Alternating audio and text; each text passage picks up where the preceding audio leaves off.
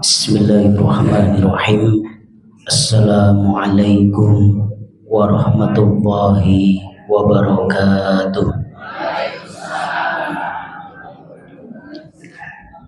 Alhamdulillah, wassalatu wassalamu ala rasulillah wa ala alihi wa ashabihi wa mawalah.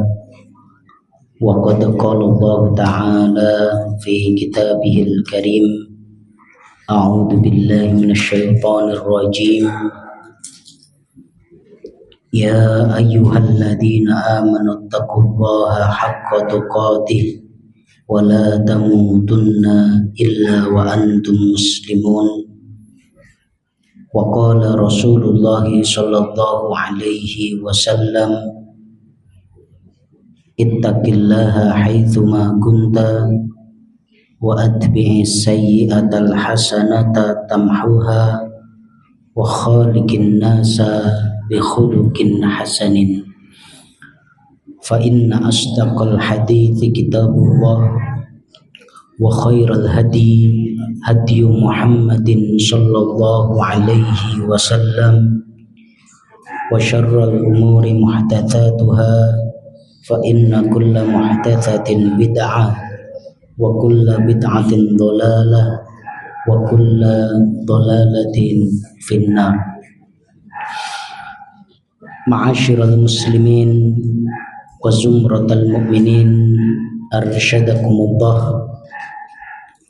Pertama dan yang paling utama, marilah kita bersyukur, memperbanyak tahmid, mengembalikan segala puja dan puji hanya kepada Allah Azza wa Jalla atas segala nikmat, atas segala karunia yang kita rasakan, termasuk yang paling besar adalah karunia iman, karunia Islam, dan karunia taufik untuk menghadiri majelis-majelis ilmu seperti ini.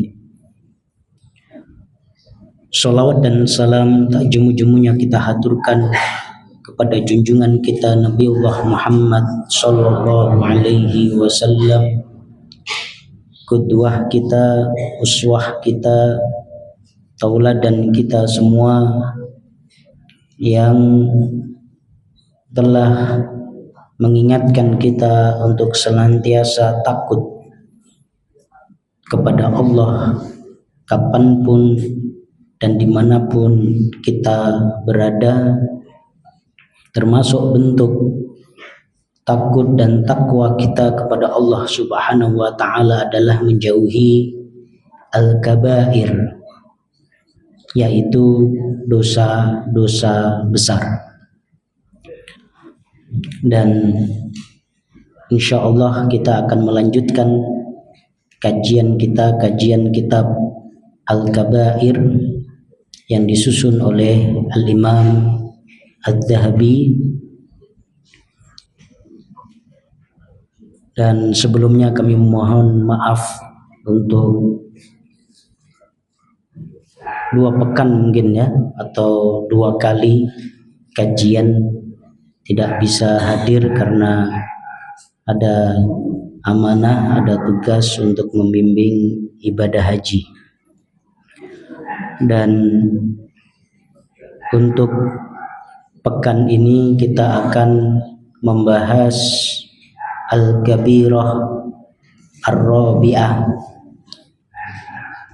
dosa besar yang keempat, yaitu tarkus sholah.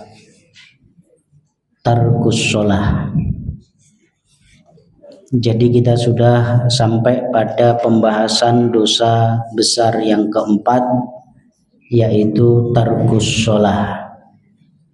Yang pertama, dosa besar apa ibu-ibu? Yang pertama apa? Ini baru keempat. Jangan sampai baru lewat 3 kita sudah lupa. Yang pertama, syirik.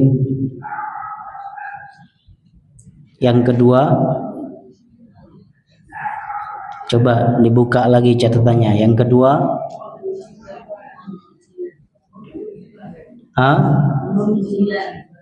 qatlun nafs, membunuh jiwa manusia. Yang ketiga, as-sihir. Sekali lagi, dosa besar yang pertama yang sudah kita bahas adalah syirik.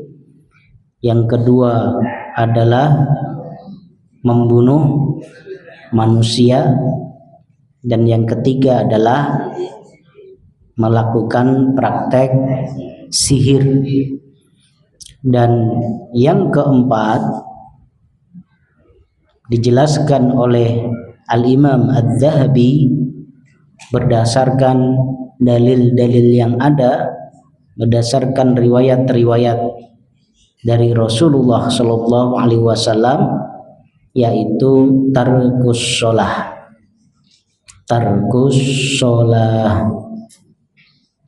Tarku dari kata-kata taroka yatruku, tarkan.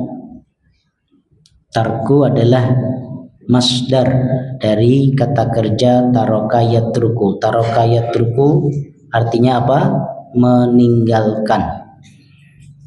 As-sholah adalah sholat, khususnya adalah sholat fardu, sholat wajib 5 kali sehari. Jadi yang dimaksud dengan tarkus sholah di sini adalah meninggalkan sholat 5 waktu atau sholat wajib atau sholat fardu. Ini adalah dosa besar yang keempat. Jadi perkara sholat ini bukan perkara remeh.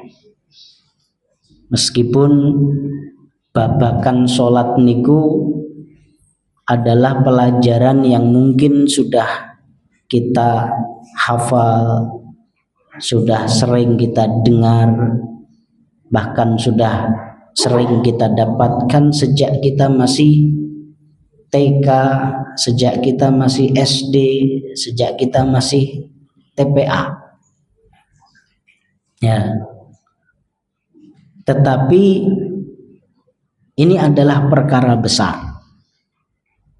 Bahkan sholat ini adalah rukun Islam yang kedua. Iqamus sholah bukan hanya sekedar menunaikan, tetapi menegakkan. Beda ya, sekedar menunaikan ada'us sholah dengan iqamatus sholah, menegakkan sholat itu beda. Ya, menegakkan sholat adalah bagaimana menunaikan sholat dengan sebaik-baiknya. Nah, ketika ada seorang hamba Allah, dia meninggalkan kewajiban sholat 5 waktu, maka itu masuk dalam kategori dosa besar. Bahkan Al-Imam Adz-Dzahabi mengklasifikasikannya, mengurutkannya pada urutan yang keempat. Ini kalau juara gitu, juara harapan 1. Ya, juara harapan 1 nih. 4 besar. Lalu Al-Imam Ad-Dhahabi menukil yang pertama adalah firman Allah Subhanahu wa ta'ala dalam surah Maryam ayat yang ke-59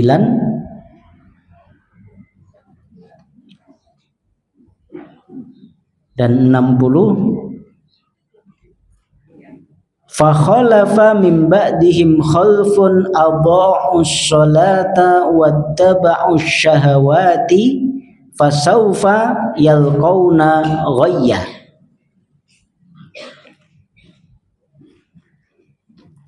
Maka kemudian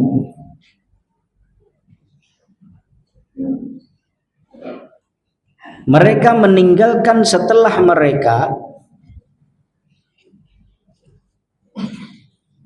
generasi adha'us shalah yang menyia-nyiakan salat, wattaba'us syahawat dan mengikuti syahwat, menuruti hawa nafsu, fasaufa yalqauna ghayya. Maka orang-orang seperti itu pasti akan merasakan yang namanya ghayya. Ghayya ini sering diartikan secara sederhana dengan siksaan. Ada juga yang menjelaskan ghayya ini adalah sebuah lembah yang ada di dasar neraka jahanam. Orang-orang yang menyia-nyiakan sholat lalu mengikuti syahwat, menuruti syahwat, diperbudak oleh syahwat, mereka akan merasakan akan berada di lembah yang posisinya berada di dasar neraka jahanam, illa man tab, kecuali siapa yang bertaubat. Ini ayat ini dahsyat ibu-ibu sekalian, bapak-bapak yang dirahmati oleh Allah, bahwa tidak ada kekhawatiran yang harus ada, yang harus wujud dalam perasaan dan hati kita sebagai orang tua, kecuali kalau sampai kita meninggalkan generasi setelah kita dari anak-anak kita, generasi yang adha'us shalah wattaba'us syahawat, mereka menyanyiakan salat, salate ranggenah, salate rakopen, salate oglangan kayak listrik PLN.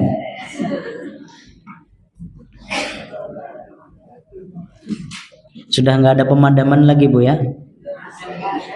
Alhamdulillah, nggak ada lagi insya Allah. Nah, generasi-generasi seperti ini adalah generasi yang sangat mengkhawatirkan dan harus mengkhawatirkan kita semua, ya, yang harus menjadi kekhawatiran kita semua. Ninggalin anak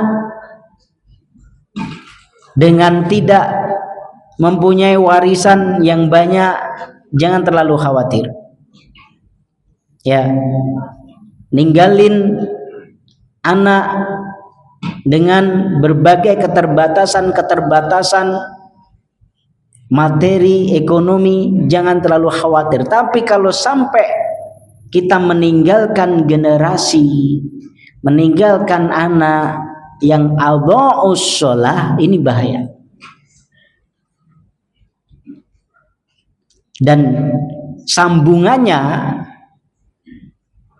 urut-urutan berikutnya, kalau sudah adha'us shalah, mereka menyia-nyiakan sholat, sholat ranggena, sholat oglangan, sholat rakopen, nanti ujung-ujungnya apa? Ittaba'us syahawat.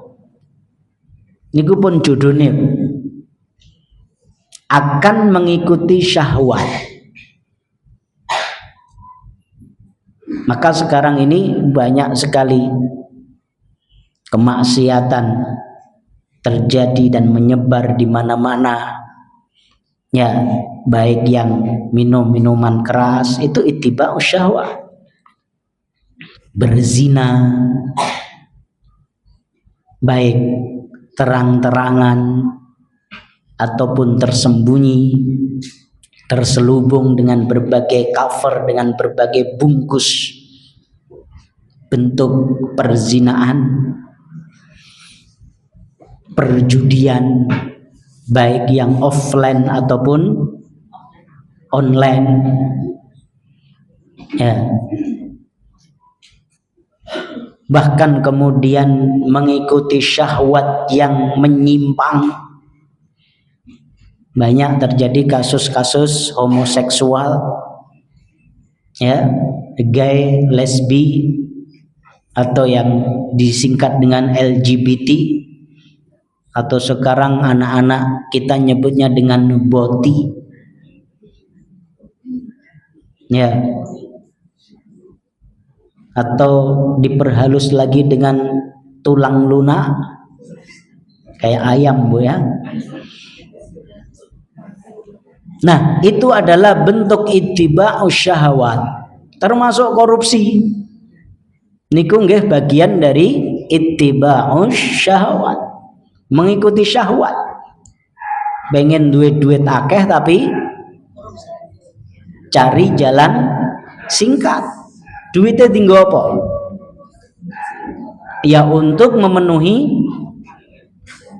keinginannya, untuk memenuhi syahwat-syahwatnya. Nah, ini hasil dari adha'us shalah, itu sudah otomatis. Ya, itu sudah otomatis. Ini mengerikan sekali. Dan ancamannya tadi bukan hanya akan diceburkan di neraka, tapi masuk neraka jahanam, bahkan berada di lembah yang paling dasar dari jahanam itu, kecuali kalau dia bertaubat. Kemudian berikutnya Imam Adz-Dzahabi menukil firman Allah Subhanahu wa taala dalam surah Al-Ma'un.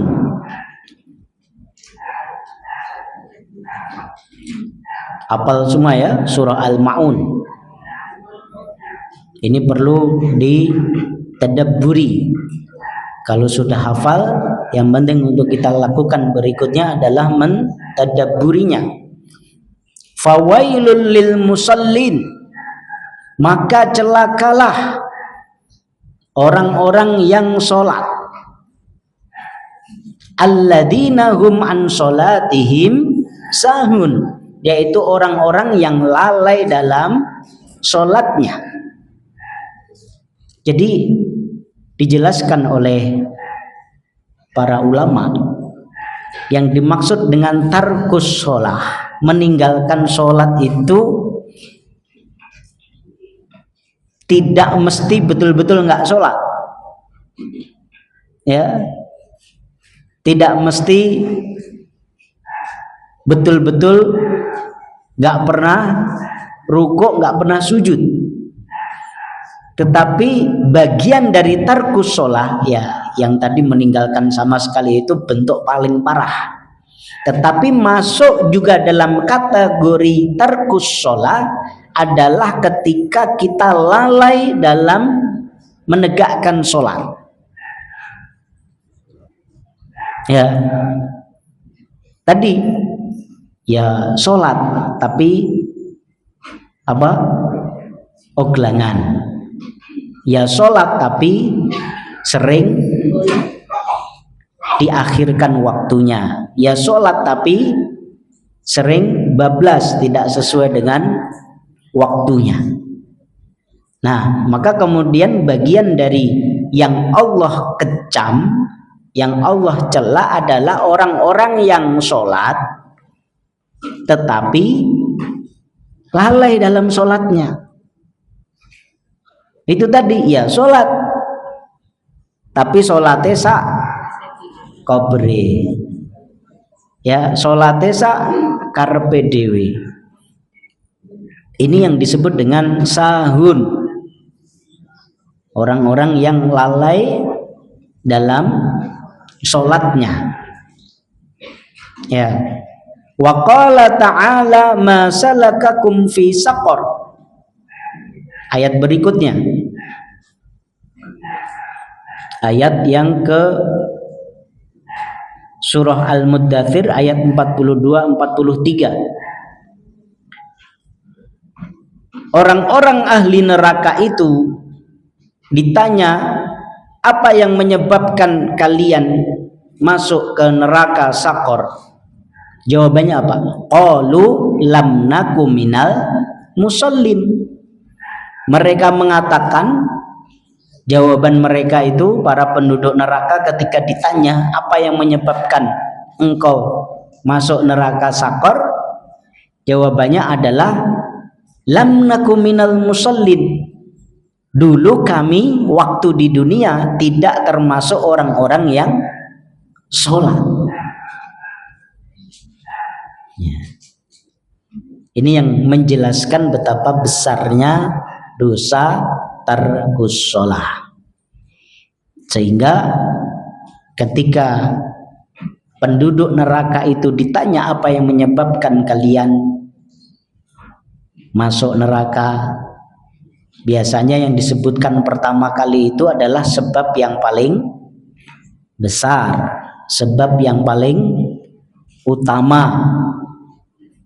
Ya, kok jawab gage-gage? Jawabnya jadi jawaban yang pertama. Meskipun ada sebab-sebab yang lain, ada dosa-dosa yang lain. Bahkan mungkin dosa-dosa besar yang lain, termasuk mungkin pernah berzina, bahkan kemudian pernah membunuh, pernah mencuri, dan dosa-dosa yang besar yang lain. Tapi yang disebut dalam surat ini sebagai pengakuan ahli nar yang menyebabkan mereka masuk neraka adalah lam naku minal musallin. Ya, dulu kami ketika di dunia tidak termasuk orang-orang yang menunaikan sholat. Kemudian berikutnya Al-Imam Adz-Dzahabi dalam menjelaskan tentang betapa besarnya dosa meninggalkan sholat, beliau menukil hadis Rasulullah sallallahu alaihi wasallam, al-ahdul ladzi bainana wa bainahum as-shalah faman tarakaha faqad kafara.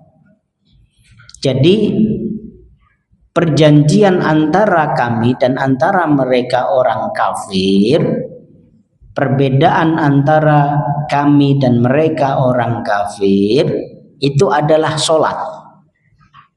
Jadi yang membedakan kita orang beriman, orang muslim, sama orang kafir, orang yang tidak beriman, ya, atau kalau saya lebih suka menyebutnya orang yang belum beriman, ya, atau orang yang belum Islam. Di situ ada harapan. Ya, seorang dai itu nggak boleh putus asa dan tidak boleh membuat orang lain putus asa dari rahmat Allah. Nah, perbedaan kita dengan mereka itu adalah di sholatnya, bukan KTP-nya, Bu.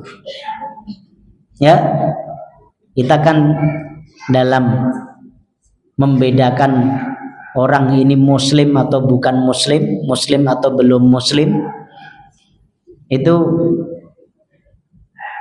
kita lihat apa? KTP nih. Ya, di KTP ibu-ibu masih ada kolom agama nggak? Hah? Masih. Ya, meskipun kita perjuangkan itu secara politik, jangan sampai kolom agama itu dihapus. Ya. Karena penting juga tuh. Nanti kalau suatu saat waliyadzubillah ada seorang muslim misalnya. Ya. Wong lanang, nek wong wedok ngono rada genah nek kudungan berarti muslimah gitu ya. La qadarullah, kecelakaan ya, nggak jelas apa namanya identitas pakaiannya, muslim atau bukan muslim ya, kemudian sampai wafat. Nah, ini gimana cara memperlakukan jasad ini kalau asal usulnya atau keluarganya belum ketahuan atau belum ketemu? Ya lihat KTP-nya. Ya, KTP-nya apa? Muslim, ya udah diperlakukan seperti seorang muslim. Ya. Kalau sekarang relatif lebih mudah, bisa disimpan dulu mayatnya di rumah sakit, masukkan peti es, masukkan apa kamar jenazah sampai datang keluarganya atau sampai terketahui identitasnya ya. Kalau dulu ya tentu tidak semudah sekarang. Nah, ini tentu tetap kita dukung adanya kolom agama dalam KTP sebagai identitas dan biar jelas, dan di situ ada motivasi dakwah ya. Orang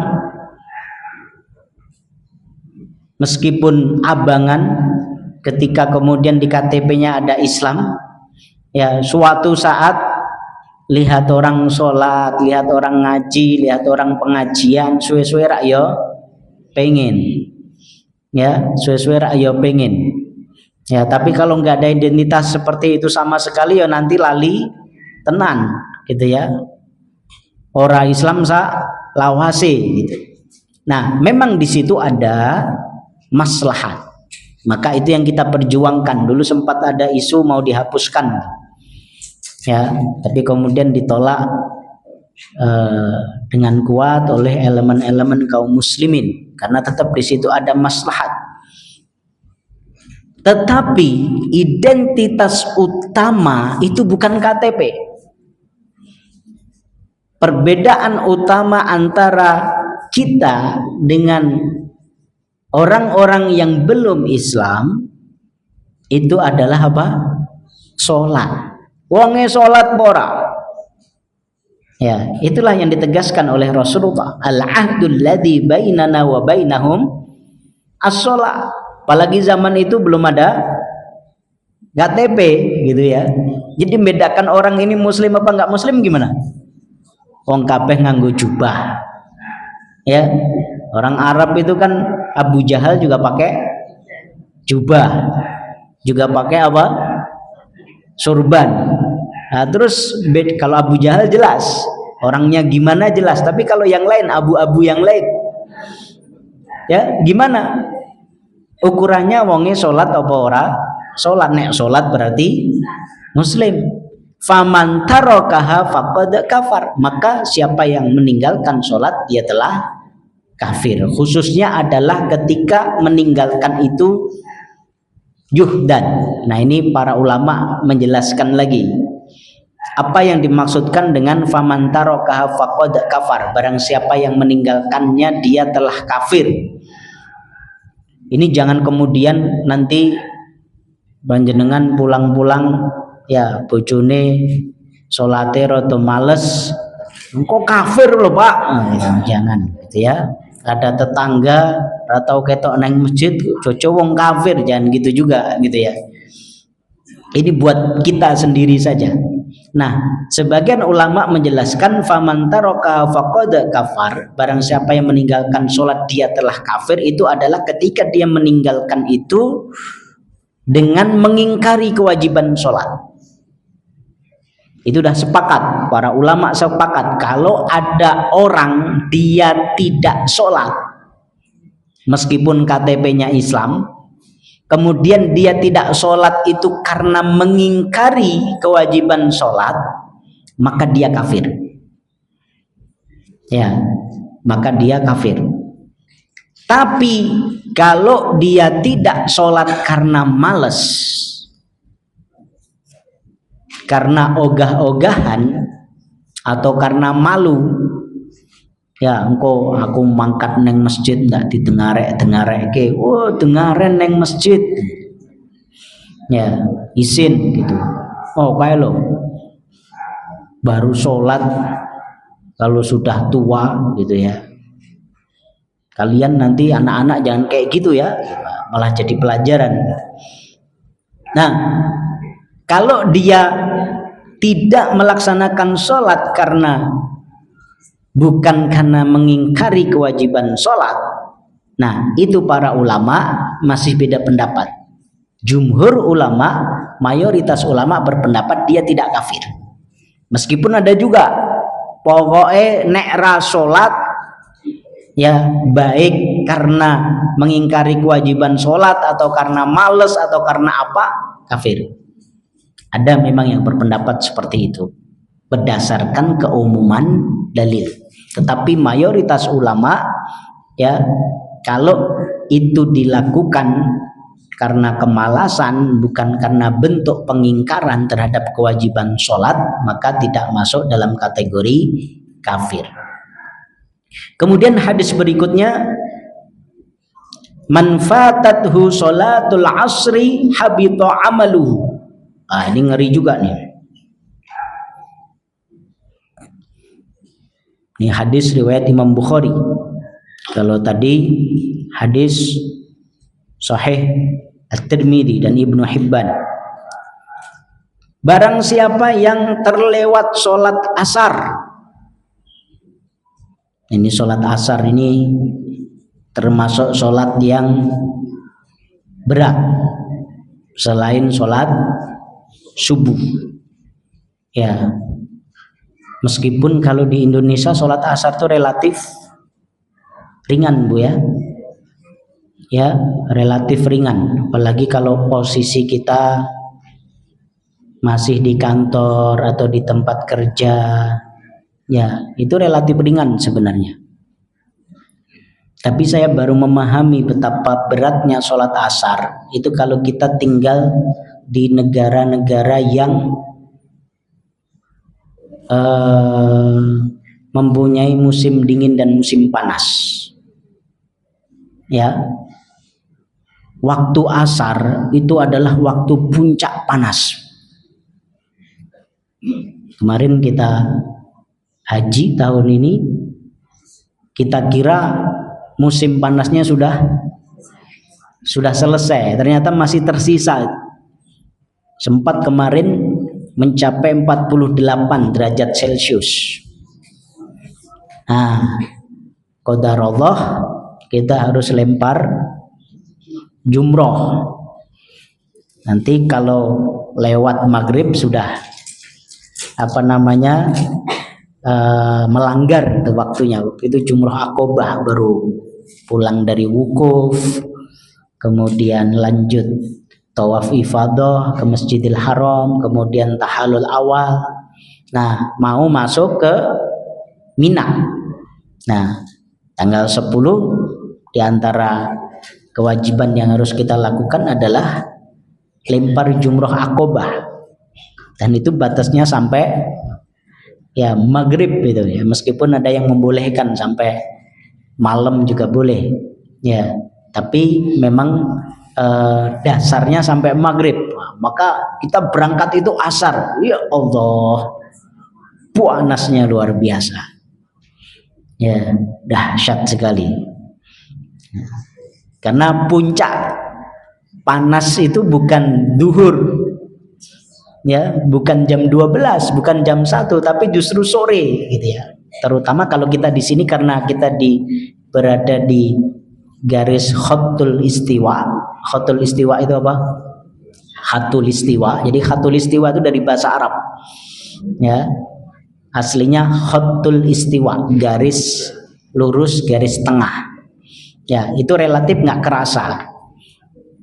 Tapi kalau yang tinggal di negara-negara yang di situ ada musim panasnya luar biasa, asar itu yang paling panas. Yang itu buat orang males berangkat ke masjid. Ya, berat banget itu. Berangkat ke masjid, apalagi tinggal di negara yang ada musim panasnya, itu kalau pas musim panas luar biasa berat sekali. Ya. Nah, orang-orang yang sampai terlewat waktu sholat asar, padahal sholat asar itu berat, gitu ya, itu diancam akan rusak amalannya. Ya. Apalagi kalau sengaja. Itu sholat yang memang sulit. Bagaimana dengan sholat-sholat yang lain yang tidak sulit? Gak ada alasan. Ya, kalau subuh misalnya, kalau subuh di sini enak sekali. Tapi kalau di negara-negara yang di situ ada musim dinginnya, waduh, tangi subuh ki abot tenan. Ya. Dingin sekali, apalagi harus ke masjid. Kami dulu sering ketawa ya di awal-awal waktu kuliah di Madinah itu, banyak teman-teman terutama mahasiswa-mahasiswa Afrika itu, saking kedinginannya sholat subuh berjamaah di masjid itu bawa kemul, bawa selimut gitu ya, seluruh udah pakai kaos kaki ya, pakai kaos tangan, pakai apa, skibo, udah kayak orang daki gitu, pakai jaket, masih bawa kemul gitu, selimut, betul-betul selimut tidur gitu, dibawa pakai sholat saking dinginnya. Nah, meninggalkan sholat-sholat yang berat seperti ini saja itu bisa merusak amal kita, apalagi kalau sholat-sholat yang mudah untuk dilaksanakan seperti sholat duhur ya. Mayoritas manusia sholat duhur dalam kondisi apa? Terjaga, ya, tidak dalam kondisi istirahat. Begitu juga sholat maghrib, sholat isya relatif lebih mudah. Nah, sholat asar saja yang berat, ya, itu kalau sampai kita meninggalkannya akan merusak amal, apalagi sholat-sholat yang lain. Kemudian yang ke-30, hadis yang ke-30, bainal abdi wa baina syirki tarkus shalah. Ini mirip ya dengan hadis sebelumnya. Perbedaan antara seorang hamba dengan kesyirikan adalah meninggalkan sholat. Kalau dia sholat, insya Allah dia adalah seorang hamba yang mukmin. Ya, kalau dia meninggalkan sholat, dia masuk dalam kategori hamba yang kufur, termasuk dalam kategori hamba yang lebih mudah untuk terjebak pada perbuatan-perbuatan syirik. Wa anhu sallallahu ta'ala alaihi wasallam qala man taraka sholata muta'ammidan faqad bari'at minhu dhimmatullah. Barang siapa, ini sabda Rasulullah juga dalam hadis riwayat Al-Imam Al-Marwazi,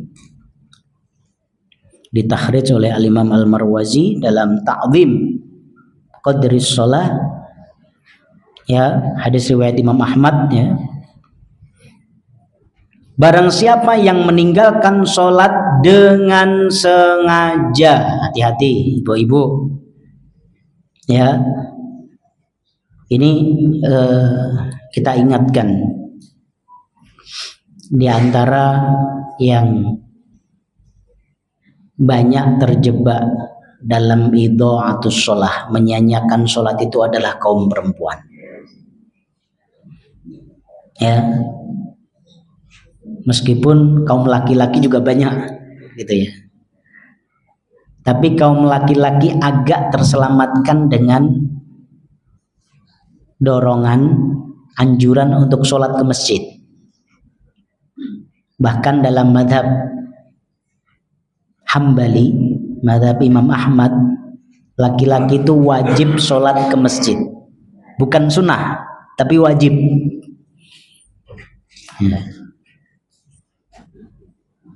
Beda kalau dalam madhab yang lain, termasuk madhab Imam Syafi'i. Jumhur ulama memang berpendapat sholat sunnah itu sunnah muakkadah, sunnah wajibah. Ya, sunnah yang sangat ditekankan, sunnah yang sudah hampir-hampir wajib. Karena ada hadis seorang yang nggak pernah datang ke masjid, Rasulullah memerintahkan untuk membakar rumahnya. Nah, kalau laki-laki masih terselamatkan oleh itu, yang terselamatkan, yang sadar dengan kewajiban itu, kalau yang berpendapat wajib, ya. Tapi kalau perempuan kan enggak, ya. Kalau kita laki-laki masih, wah engko nek ra gendang salate keri, ya, engko wis kebacot rampung izin. Nah, masih ada ikatan-ikatan seperti itu. Tapi kalau kaum perempuan kan enggak. Ya, salate dewe-dewe neng ngomah. Nah, itu jebakan, Bu, hati-hati. Ya, jebakan, hati-hati.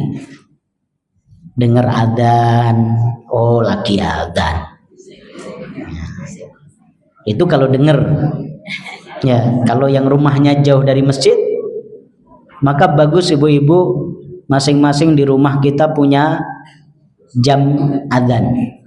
Beli tuh jam al-fajr. Ya, itu bisa waktu sholat, bisa disesuaikan semua kota, semua negara di dunia, di setel bisa. Nanti pas waktunya sholat adzan dia. Kalau jauh dari masjid, untungnya punya rumah dekat masjid itu paling tidak dengar adzan. Ya, penting. Kemudian bisa juga nyetel radio Islam, ya, RDS atau MTA radio, ya, Iskarima dan lain sebagainya. Nah, itu kan waktu sholat pasti adzan. Ya, paling enggak terdengar adzan di rumah kita atau HP kita bisa disetting. Bisa disetting, download aplikasi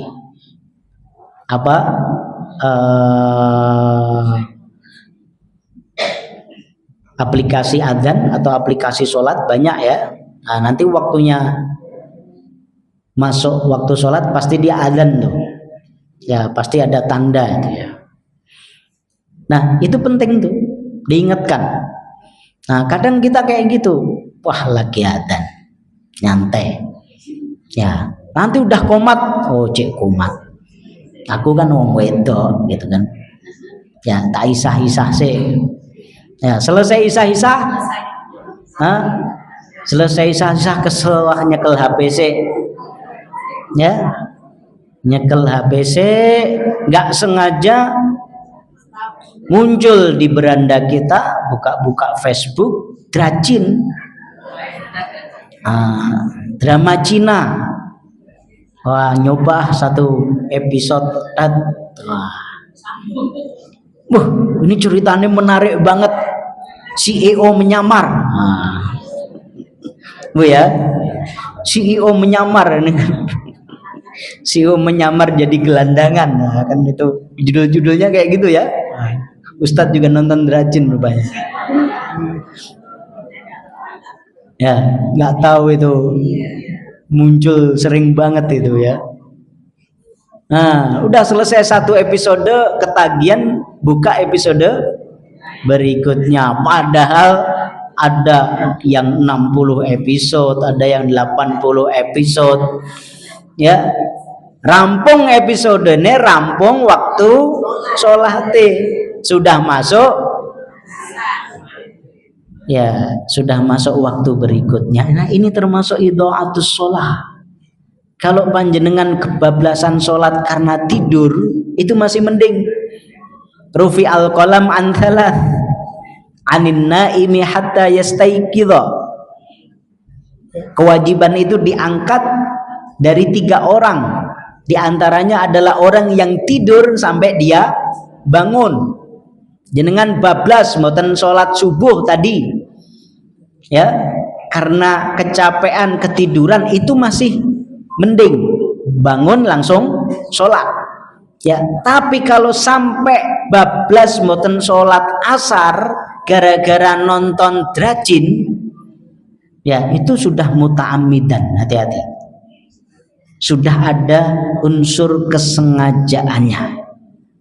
Maka ibu-ibu meskipun nggak wajib ke masjid, meskipun tidak sangat dianjurkan sholat berjamaah seperti bapak-bapak, kalau bisa, kalau sudah dengar waktu adzan, kalau sudah dengar kumandang adzan, segera sholat. Karena sholat itu semakin ditunda bukan semakin mudah. Ingat, ya, sholat itu semakin ditunda, bukan semakin mudah, tapi semakin berat. Sebaliknya, semakin kita segera melaksanakannya, itu akan semakin ringan. Ya, kemudian aktivitas kita berikutnya plong. Ya, jenengan waktune sholat isya, wah isya cik dawa, engko ya, ini mau nyelesain dulu belanja, ya kan, keburu tutup malnya, ya nanti kan tutup jam 9, waktu sholat masih panjang, gitu ya. Engko tekan omah ngantuk, ya udah. Itu semakin ditunda, rasanya semakin berat. Dan kalau kita tidur dalam keadaan belum melaksanakan sholat isya, tidur kita nggak akan nyenyak kalau kita seorang mukmin. Ya, semakin segera semakin ringan. Ya. Dan ini ukuran, apalagi kalau ini emak-emak ini saya lihat memang masya Allah, bapak-bapak juga aktivis-aktivis dakwah. Di antara 10 wasiat yang ditekankan oleh Hasan al-Banna kepada kader-kader dakwahnya di Mesir ketika itu, hingga kemudian bisa membentuk generasi-generasi dakwah yang militan, bahkan sampai sekarang menyebar ke seluruh dunia, ya itu apa? Qum ila sholati mata sami'tan nida mahma takun adz-dzuruf. Qum ila sholah, segera berdirilah, ya, gendang apa ya kalau bahasa kita, gegah apa? Ya, gendang-dang kayak agi-agi, kayak mak gegah gitu ya. Jadi dengar adzan tuh langsung, ya, ora urusan lagi pas jagong, ora urusan lagi pas ada tamu atau lagi aktivitas, pokoknya kalau dengar adzan itu langsung. Ini saya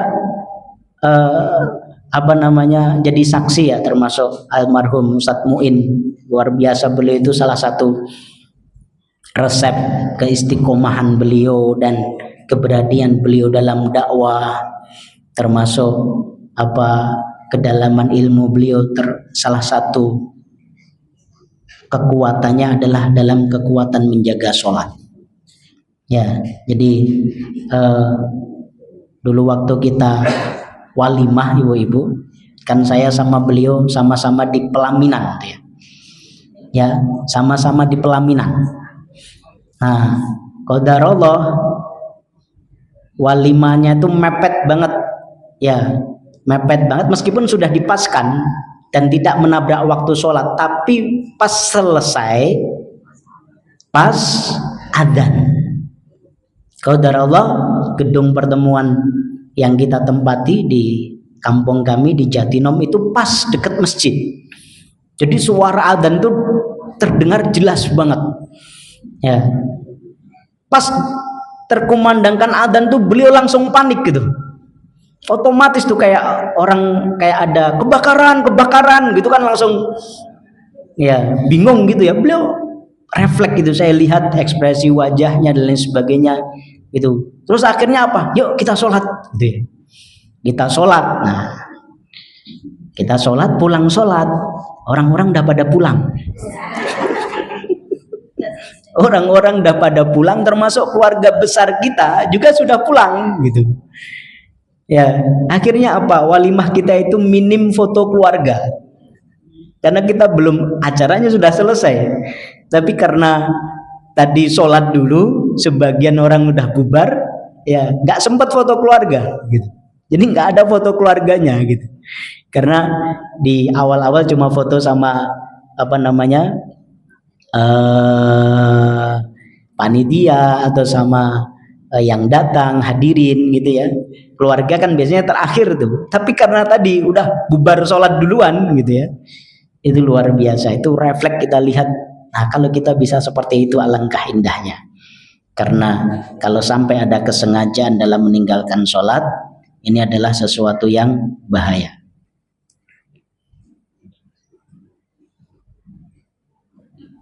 Kemudian Umar ibn al-Khattab menegaskan, amma innahu la hadda li ahadin fil Islam adha'a shalah.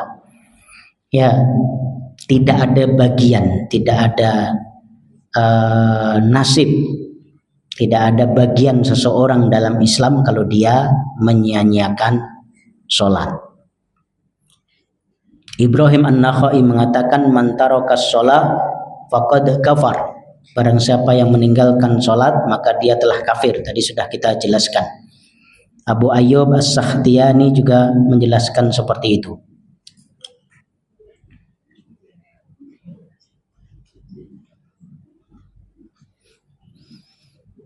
Kana ashabu Rasulillah sallallahu alaihi wasallam la yarawna syai'an minal a'mali tarkuhu kufrun ghaira shalah. Para sahabat Rasulullah sallallahu alaihi wasallam dulu berpandangan bahwa tidak ada sesuatu amalan yang ditinggalkan seseorang itu kemudian bisa menyebabkan kepada kekufuran melebihi sholat. Kemudian Ibnu Hazm menegaskan, la dzamba ba'da syirki a'dham min tarki shalah hatta yakhruja waqtaha wa qatli mu'min bi ghairi haq. Ibnu Hazm menjelaskan tidak ada dosa yang lebih besar setelah syirik melebihi adalah meninggalkan sholat sampai keluar waktunya. Nah, ini bahaya ya, hati-hati. Ojo di ende-ende ya, kalau bahasa Jawanya, jangan ditunda-tunda. Kemudian ada hadis yang masyhur sekali, awwalu ma yuhasabu bihil abdu yaumal qiyamati min amalihi salatuhu fa in saluhat faqad aflaha wa anjaha wa in fasadat faqad khaba wa khasira. Yang pertama kali kelak akan dihisab oleh seorang hamba oleh Allah Subhanahu wa taala atas seorang hamba pada hari kiamat adalah salatnya. Kalau salatnya benar, baik, maka dia telah beruntung, dia telah sukses, telah berhasil melewati hisab.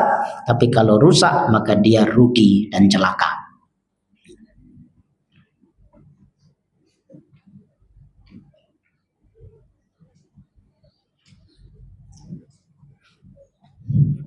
Bahkan kemudian Rasulullah Shallallahu Alaihi Wasallam bersabda, umirtu an uqatilan nasa hatta yashhadu an la ilaha illallah wa anna Muhammadar Rasulullah wa yuqimus shalah, dan seterusnya.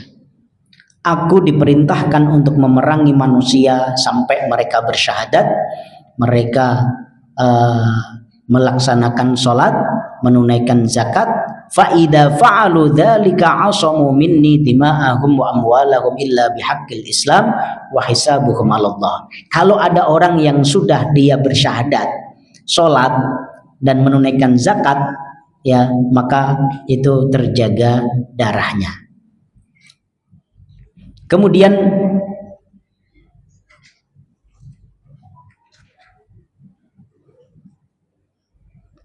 ada dari Abu Sa'id anna rajulan qala ya Rasulullah ittaqillah wa illaka alastu ahaqqu ahlil ardi an attaqi Allah.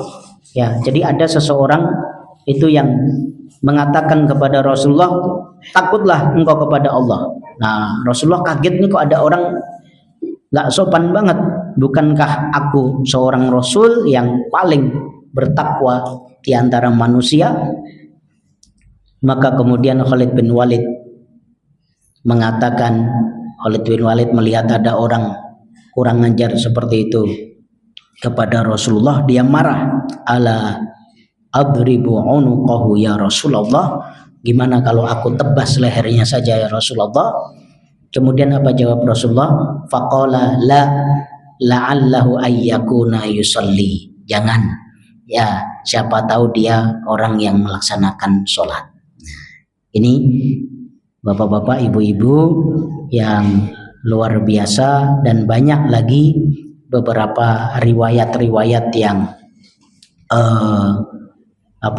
menunjukkan tentang besarnya dosa meninggalkan sholat, ya, yang senada dengan apa yang tadi kita jelaskan. Yang ini tentu menjadi pelajaran bagi kita untuk lebih komitmen lagi menjaga sholat 5 waktu kita, dan juga kita ingatkan hal ini kepada anak-anak kita. Tolong titip ya ibu-ibu, kalau ibu-ibu, bapak-bapak, apalagi yang rajin hadir majelis seperti ini, kita husnudon, insya Allah sholatnya sudah beres, sholatnya sudah aman, ya. Tapi kami titip kepada anak-anak di rumah, ya, selalu diingatkan, jangan pernah bosan, jangan pernah pekewuh, bahkan meskipun wis gede tua.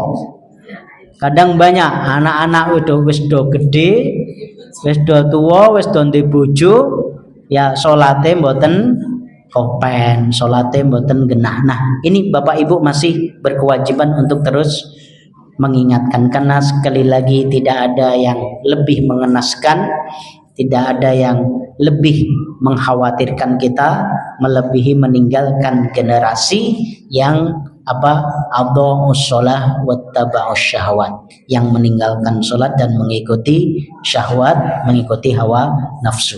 Demikian yang bisa kami sampaikan. Kita akhiri dengan kafaratul majlis. Subhanakallahumma bihamdika asyhadu an la ilaha illa anta astaghfiruka wa atubu ilaik. Aqulu ma tasma'un billahi fi sabilillah haq fastabiqul khairat, nasrun minallah wa fathun qarib wa basyiril mu'minin. Wassalamu alaikum warahmatullahi wabarakatuh.